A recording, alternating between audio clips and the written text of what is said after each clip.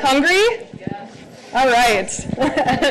My name is Julie Andrews. I'm the Learning Kitchen Coordinator here at the American Center.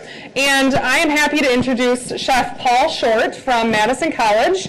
He is going to do a really fun demonstration for you. He's got a lot of things going on, so it's going to be really fun. So stick around. It'll be about 15 to 20 minutes. Well, first of all, welcome. And thank you for coming out today. Did you all get Donald's autograph yet? You should have just told him to come here. We have food. Okay, so we were asked to do a demonstration today that would also be maybe ethnic variety, and to also keep in mind some healthy eating habits. And so for my demonstration, I chose to do something that I actually had the opportunity to go and do.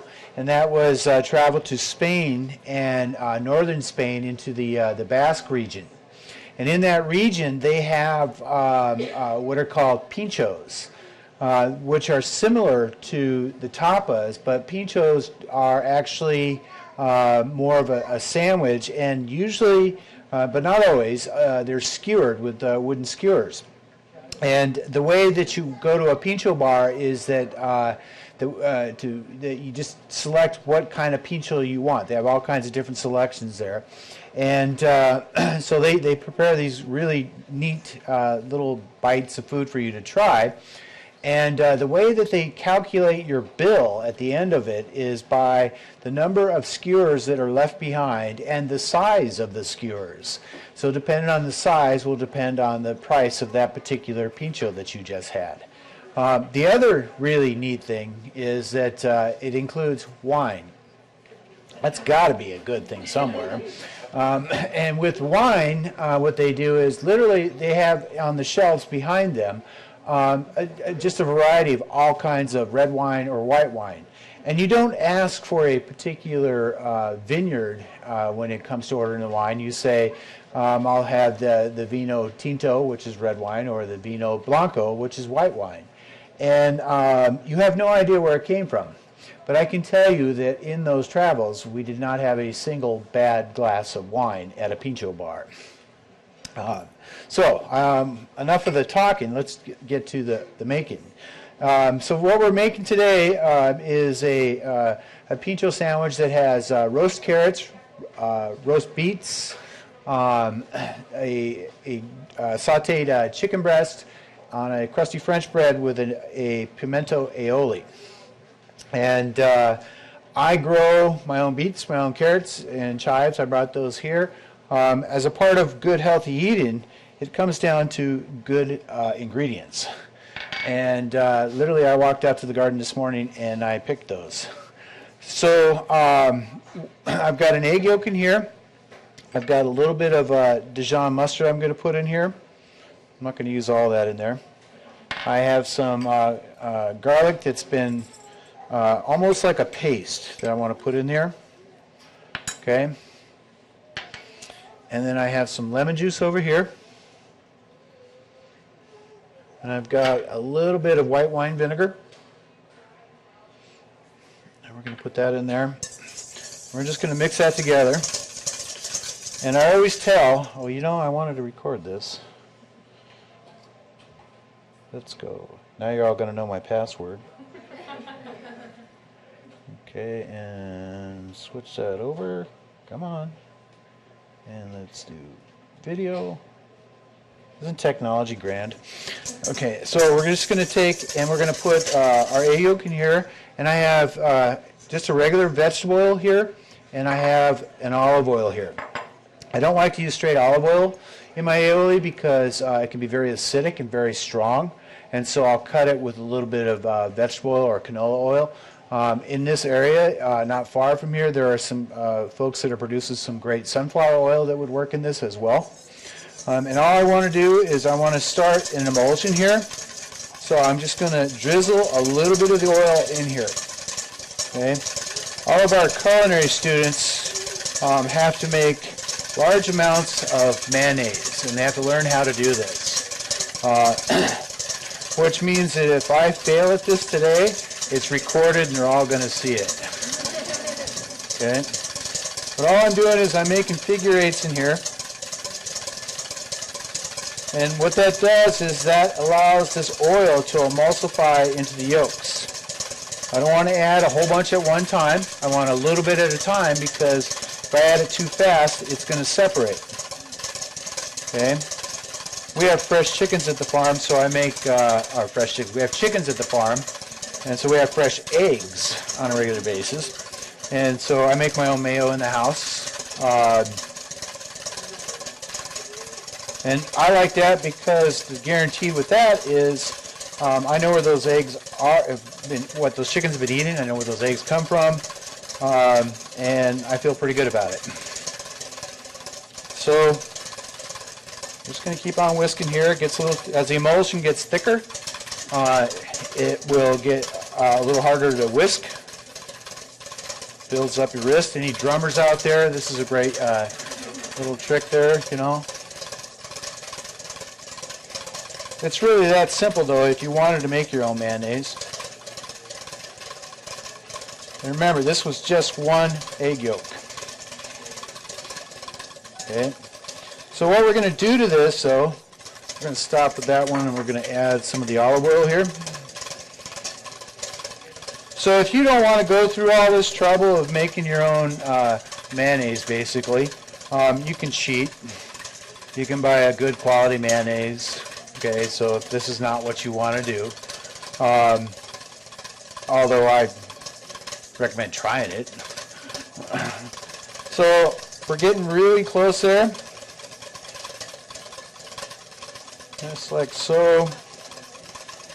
Then what I want to do is I want to season it a little bit. A little salt. That's kosher salt. A little bit of black pepper. Not much. Okay, now I have some pimentos over here, and we're going to put those in a blender here. I've been assured it's a brand new blender, nothing's going to happen.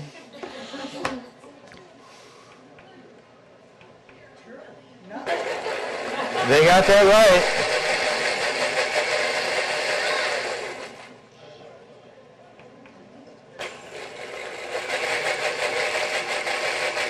You want to get it nice and pureed. You could use a dried pimento if you wanted as well. You don't have to do it this way. You can also just take a regular red bell pepper and roast it, and then peel it and do the same thing. Now the important thing is not to do that.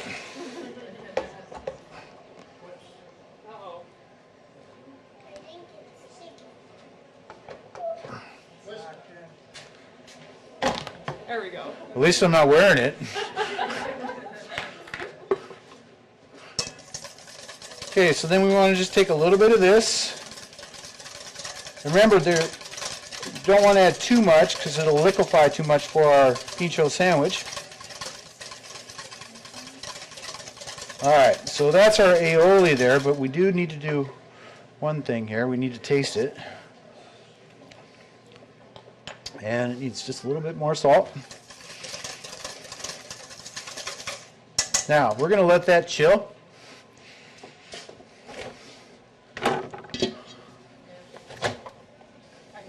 Yep, I'll let you put that there. All right. All right, so we've got our aioli made. Now we have a chicken breast. So what I did with this chicken breast is we put it into a brine overnight. For the brine, we have our water, our kosher salt. We have a little bit of honey.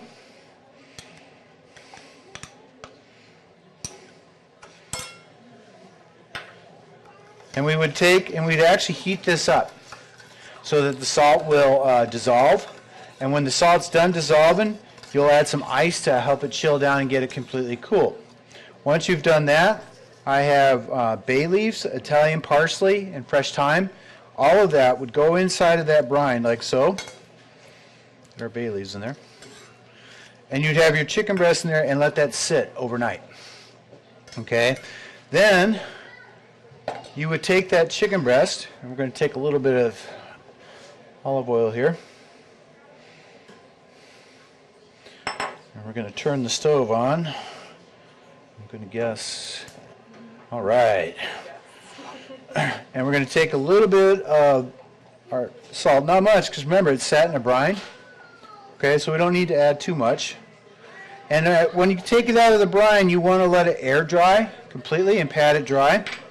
Okay, and what this brine does for us is it will actually help keep some moisture inside the chicken. So it'll be nice and moist when we go to cook it. And we have a skinless chicken breast here. We want to just heat up our oil like so. We're going to put that in there. You hear that sizzling sound? No. That's okay. All right, so let's talk about our root vegetables. We have, as I said before, we have beets, and we have carrots, and we have some of the greens. Okay? So when we want to roast our vegetables, what I like to do is a couple things. Beets take a while. So one of the things you can do is you can just cut these ends off, which, by the way, these are edible too. Okay? And you can rub them down with olive oil, season them with salt and pepper, and then I like to put them in a little aluminum foil and put them in an oven at 375 degrees. You pull them out when they're tender, meaning that if you pierce them with a fork, it's nice and tender and it goes through easily. Pull them out when they're at that stage, and the skin just peels right off. Okay. For my carrots, I do a little bit differently. What I do with my carrots is I like to rub them down with olive oil, season them with salt and pepper, and I roast them whole like this, but then I'll take them out when they're just tender, and I will actually slice them just like this. And that's how I like to serve them if I'm just doing a roast carrot that way. Now, why roast the root vegetables, the carrots and the beets? Because it helps to keep the nutrients. Pay attention here so we don't burn our chicken. It helps to keep the nutrients so that they are still intact. So instead of boiling them in water, a lot of those nutrients will get released. And we don't want to do that. Instead, we're maintaining that. Plus, root vegetables like beets and carrots and parsnips and other things like that contain a high amount of sugars. And so when we roast them, we're actually caramelizing those sugars, and we're getting great flavor out of that. I recently made in the house at home just a simple dish of roasted root vegetables. And for that, I like to use a little Dijon mustard, a little honey, and a little white wine vinegar and salt and pepper, and we're good to go. It's simple, but it's something that has a lot of great flavors. Okay, so we're cooking away here nicely. Got a nice color on that chicken. One of the things the brine will do when you're cooking that chicken is that because we added a little bit of honey inside of there, that honey is actually going to also caramelize outside of that chicken. So what we're going to do, though, is we're going to go ahead and pop it in our oven over here.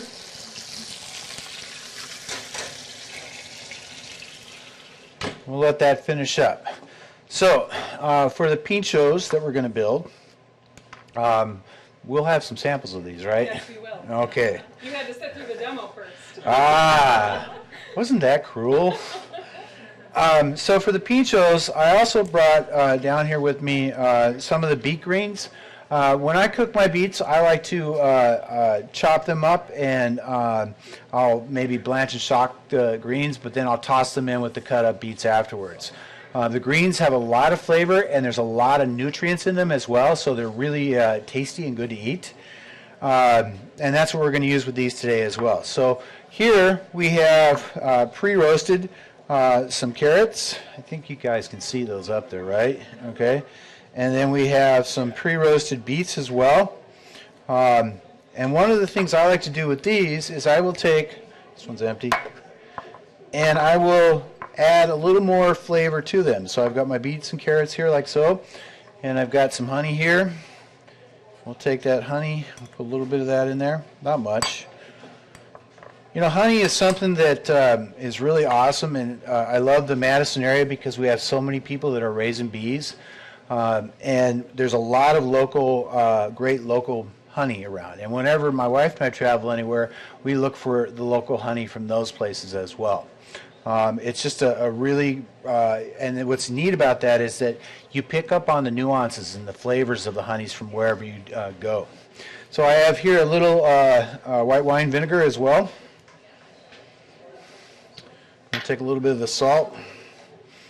We'll take a little bit of the pepper here. And we're just going to toss those together a little bit. And then we'll take that aioli that I gave you in the fridge. Yes. Okay. Okay. So for this, we have this great beet green here, and we want to season that a little bit. And what I'll do is I'll just take a little bit of that honey again, brush that on there. A little bit of our salt, that'll help hold that salt for us. A little bit of pepper, and we're ready to go. Now we'll take a little bit of our aioli and we'll put it on the bread. Now for the bread too, you can use any bread you want. We used just a nice crusty French bread though. Okay. You know, the recommendation though is pick a good quality wine to go with this. Okay. So we have some our roast beets here that we're going to lay on here like so. And then we have our roast carrots. I think we need one more in there. Where did I put those? Toss. We use a lot of vinegar in my house. I have a lot of different varieties of vinegar that I use. And vinegar is actually something that adds a lot of great flavor. So this must have been for the cheap pincho, and this must be for the expensive pincho. Okay, so we're going to just take our scissors here and we'll cut a nice big one like that. All right, so let's take a look at our chicken. I'm not sure, but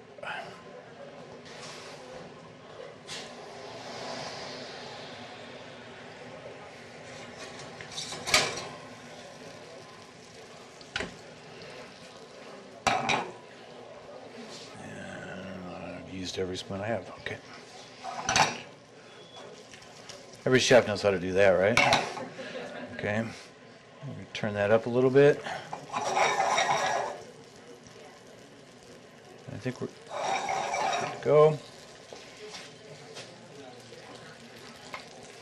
So I brought this out too. I wanted to show you this. If you wanted to, when you roast your carrots, what you can do is instead of using your knife, if you have a Japanese mandolin, just drop it down a little bit, and you can take the roast carrot and you can just run it down like this onto your mandolin for slicing. Okay? All right, so now we're going to take our chicken here.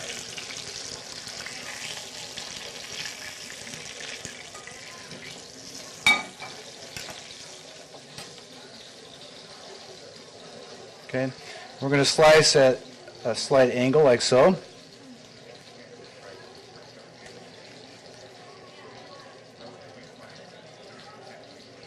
We're going to take our chicken breast, we're going to set it right on top like so. Okay. And then we're going to take a little more of our aioli here. Spread that on there like so. And then we have our expensive pincho skewer. Put there. And that will come onto a plate, and they might even take, and you know what, we're just going to make this cutting board a little messy. They might even just drizzle it on like so.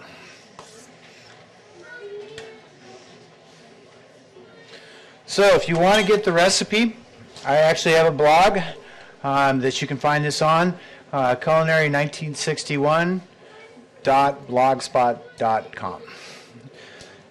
Any questions? Yes? How long does the mayonnaise last, like in the refrigerator when you make your own? Same amount of time as you would any other mayonnaise. I mean, I only do like a pint at a time, you know, so I don't have, you know, a quart of mayonnaise sitting in my refrigerator.